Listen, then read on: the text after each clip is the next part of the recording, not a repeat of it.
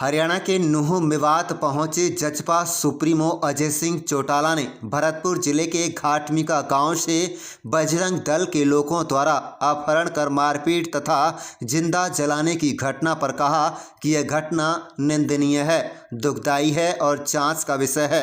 इसकी पूरी गहनता से जांच होनी चाहिए और दोषी लोगों को सजा मिलनी चाहिए। डिप्टी सीएम दुष्यंत चौटाला की भाजपा जजपा अध्यक्ष जेपी नड्डा से मुलाकात पर जजपा सुप्रीमो अजय सिंह चौटाला ने कहा कि शादी का निमंत्रण देने के लिए डिप्टी सीएम गए थे।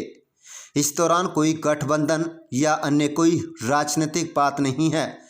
वहीं आपको बता दें कि जननायक जनता पार्टी सुप्रीमो अजय सिंह चौटाला ने कहा कि विधानसभा सत्र शुरू होने जा रहा है, जिसमें बुढ़ापा पेंशन बढ़ाई जाएगी और विधानसभा के चुनाव में जब वोट मांगने आपके बीच आएंगे तो चुनावी घोषणा पत्र में जो 5100 रुपये बुढ़ापा पेंशन का वायदा किया था उसे पूरा किया जाएगा। उक्त व्यक्त उन्होंने नूंह जिले के अडबर गाँव के भीड़ को संबोधित करने के बाद पत्रकारों से बातचीत के दौरान कहा है। जजपा सुप्रीमो अजय सिंह चौटाला ने पत्रकारों से बातचीत के दौरान कहा है कि जो चीज़ चुनाव घोषणा पत्र में कही गई थी और अधूरी है उनको पूरी तरह से अमली जामा पहनाने का काम किया जाएगा। वहीं आपको बता दें कि अडबर गांव में भीड़ को संबोधित करते हुए कहा है कि उनके परिवार ने नूंह जिले का विकास किया है और अगर आने वाले विधानसभा चुनाव में तीनों सीटें क्षेत्र की जनता ने जननायक जनता पार्टी की झोली में डाली तो हरियाणा का मुख्यमंत्री दुष्यंत चौटाला होगा।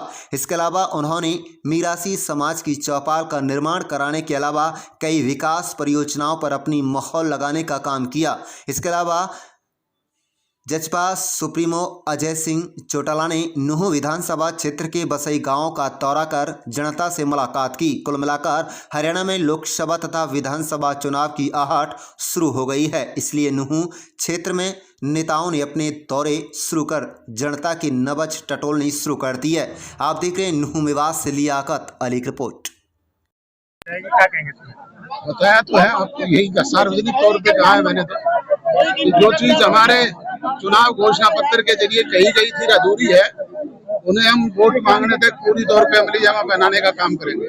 घाटमिका गांव में एक बड़ी दुखदायी घटना हुई है। 2 लड़कों को बजरंग दल के लोग उठाते हैं, अपहरण करते हैं, उन्हें जिंदा जला देते हैं। आपकी सरकार भाजपा को हरियाणा में सहयोग कर रही है, क्या कहेंगे? कोई भी घटना इस तरीके की बहुत ही निंदनीय है, बहुत दुखदायी है और जांच का विषय है। इसमें पूरी तहकीकात से जांच करके जो दोषी लोग हैं उनको सजा देने का काम करेंगे। दुष्यंत जी की जेपी नड्डा जी से हाल ही में मुलाकात हुई है, जिसमें गठबंधन सहित बहुत सारी बातों पर चर्चा हुई है। आप इस मुलाकात को कैसे देखते हैं? शादी का निमंत्रण देने गया था कल रात को और वो दे के आया है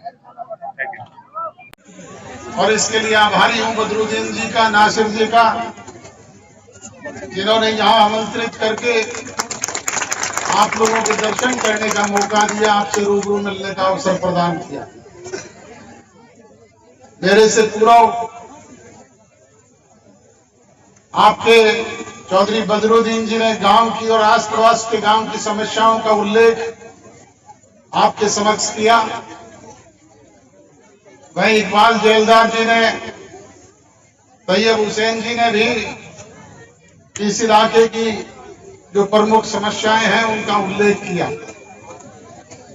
वहीं आपके समक्ष हमारे प्रधान जी ने बताया कि किस तरीके से थोड़े से समय के अरसे में आपने जिस एक होनहार नौजवान को आज से 3 वर्ष पहले 10 विधानसभा सीट देकर के भेजने का काम किया था, उसने जनता जनार्दन के बीच में कही गई अपनी वो बातें जो चुनाव घोषणा पत्र के जरिए कही गई थी, इस 3 साल के अरसे में कानूनी रूप से उन्हें विधानसभा में बाकायदा एक्ट बना करके अमली जामा पहनवाने का काम किया। हरियाणा प्रदेश के नौजवान को नौकरियों में प्राइवेट सेक्टर में 75% आरक्षण देने की बात थी, चाहे पंचायत में हमारी माताओं और बहनों को 50% की भागीदारी देने का मामला था, चाहे बैकवर्ड क्लासेस के लोगों को 8% की भागीदारी पंचायत सेक्टर में देने की बात थी, चाहे वो हमारी बच्चियों को स्कूल कॉलेज तक मुफ्त, फ्री बस पास जैसी सुविधाएं प्रदान करने की बात थी। इस तरह की अनेक बातों को बाकायदा हरियाणा